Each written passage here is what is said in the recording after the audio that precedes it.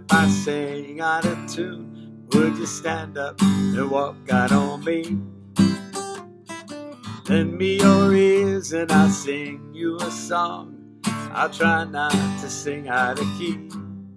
Oh, I get by with little help from my friends. I'm going to try with little help from my friends. I feel fine with little help from my friends. Oh, great tune, eh? But I love the, yes, I feel fine with little help from my friends. Little help from my friends. Love the ending there.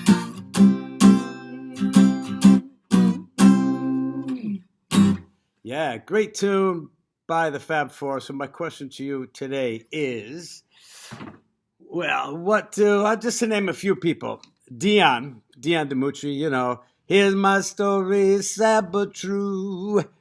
Tony Curtis, Marilyn Monroe, Laurel and Hardy, Karl Marx, H.G. Wells, Marlon Brando, Oscar Wilde, Dr. Livingston, from the famous line, Dr. Livingston, I presume, Johnny Weissmuller, Lewis Carroll, Sonny Liston, Shirley Temple, Einstein.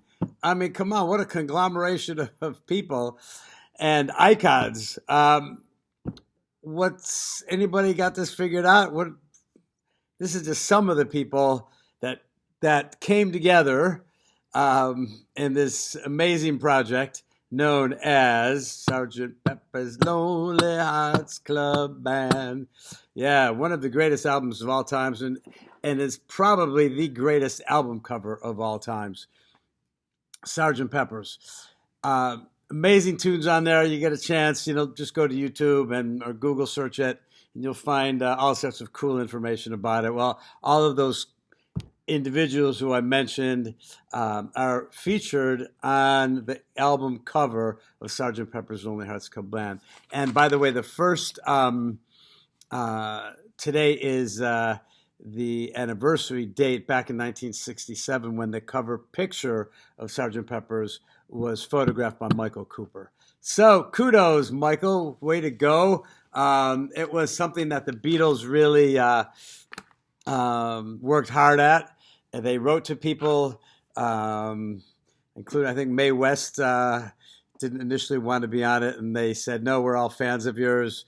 The Beatles wrote to her personally, and she agreed to it. Perhaps the icon that's left out of that cover is, of course, the king of rock and roll himself, Elvis. And Paul McCartney was quoted as saying later he was like in a class, in his own class, above and beyond even these other people who are mentioned. So they felt it would somehow degrade him to be together with all these other, superstars in their own right. Anyhow, what does that have to do with this week's Torah portion of Tazria? A whole heck of a lot. And, in particular, see it says unplug. I'm going to put a pitch in here for people to unplug from their devices, okay? It drives me crazy when I go out. We're out for dinner, you see people at a restaurant, and sometimes I see 4 or 5 people together at a table, and everyone is like this. And no one is talking to each other. So, again, I'm putting in the plug to unplug. All right? Unplug.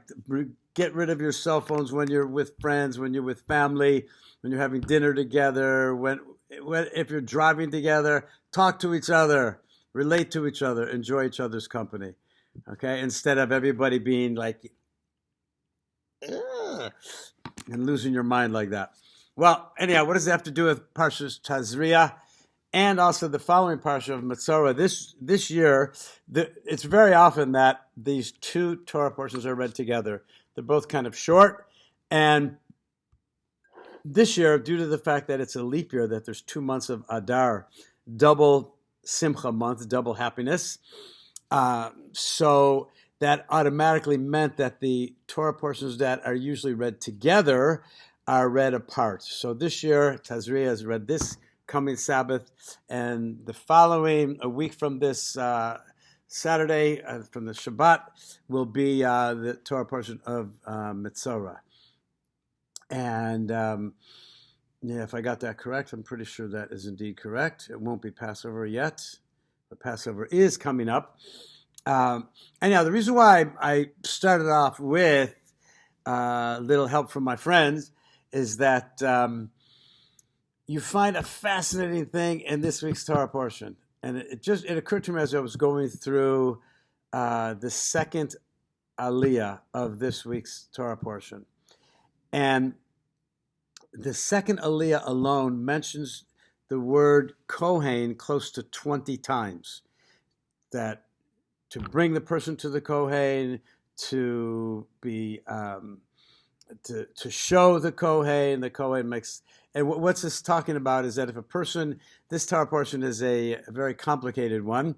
It has to do with more in quote unquote biblical times, where if a person would be afflicted with a condition known as tzara'as, which is very commonly mistranslated as leprosy. But I guess it's the closest thing to it. It's a kind of a blemish that would be either on the person's body, it could even be on an object, it could be in the house, it could be on the walls, but most typically it was found on the person. It was usually mitzorah, which is again very often translated as leprosy, comes from the Hebrew word motzei ra, from two Hebrew words combined together, mitzorah, motzei ra, which means the person spoke lashon hara. He spoke badly. Literally, it means evil talk about another. And, it's sort of like this negative, gossipy type stuff. And one of the punishments for that in those days was that you were afflicted with this skin blemish. And it starts in this week's Tazria. It already mentions it. And it says that the person who has it, he's not sure what it is. It's got some kind of weird blemish. Is it from a burn? Is it from a wound? Is it from a bruise? What's going on here? What's the story with it? Has a hair grown in it? Has it spread? Is it getting redder? There's all these different details. So you would think the Torah would say, bring the person to the doctor, right? Take him to a doctor, and the doctor will know. Instead, it says, V'huva el HaKohen, first it says actually, V'huva el Aaron HaKohen, bring the person to Aaron the Kohen. Well, Aaron's going to be, it might be too much for one person to do it. O el Echad mi banav, or to one of his children of HaKohanim. But the line that struck me is that it says, V'ra'ah HaKohen, let the Kohen see it. V'huva el HaKohen, bring the person to the Kohen. V'tiharo HaKohen, let the Kohen is able to declare this person tahar, or v'timo HaKohen, or impure. V'nira shenis el HaKohen, he should go a second time to the Kohen. The Kohen has to check him out double so. So again, this idea of going to the Kohen, of the Kohen interacting with this individual, just in the second aliyah of this week's Torah portion, that is mentioned close to 20 times. So everything with the Kohen, which is typically translated as the priest within the Jewish religion. And so what's the connection here? What's going on? Why not to the doctor?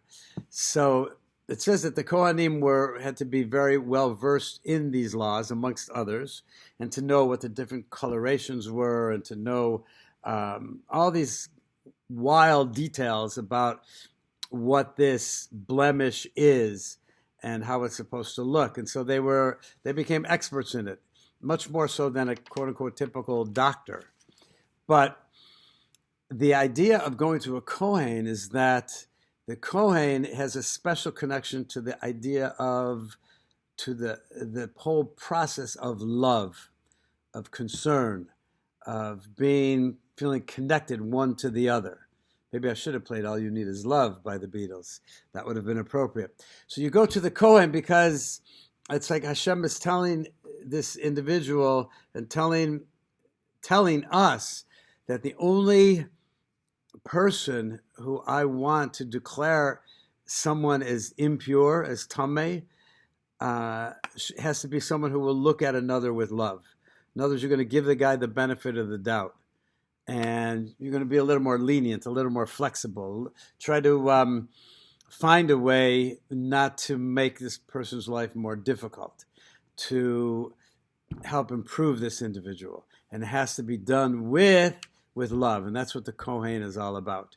In fact, when the priests get ready to bless the people in Israel, I believe they do it every day, but I know they do it on the priestly blessings on every Sabbath in Jerusalem.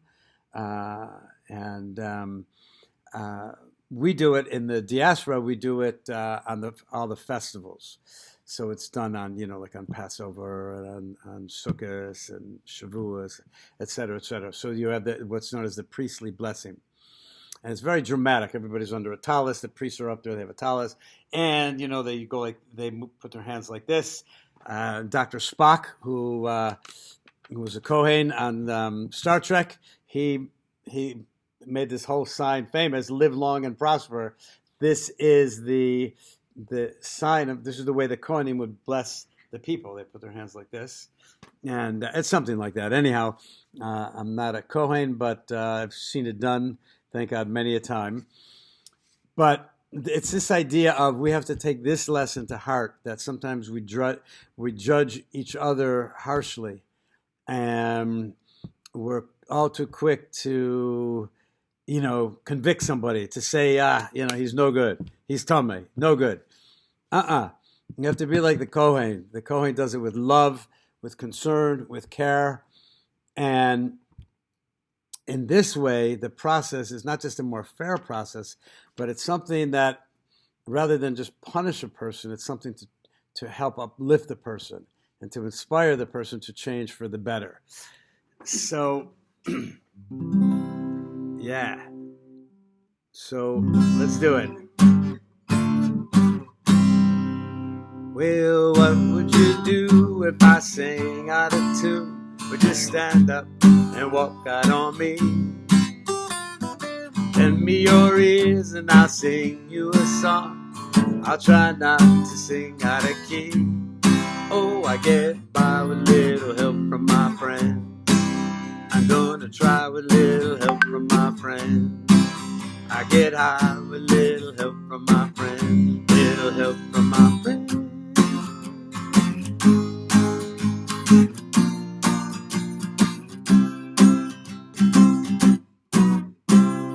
Yeah, I feel like we should also do, because, by the way, today is Eric Clapton's birthday. We should do like, I'm so glad, I'm so glad, glad, glad, I'm glad. I'm so glad, I'm so glad, glad, I'm glad, I'm glad. I always like that song, this idea of we have to be besimcha, be happy, be joyous. And I think that also applies to this notion of, rather than go to a doctor who's going to be, look at the person and go, oh, that does not look good.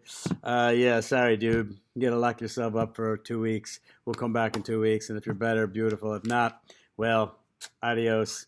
Instead, you go to the Kohain and somebody looks at you with love, with friendship, and tries to increase your sense of joy, validates you, increase your sense of worth.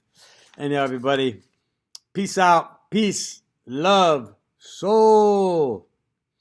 God bless.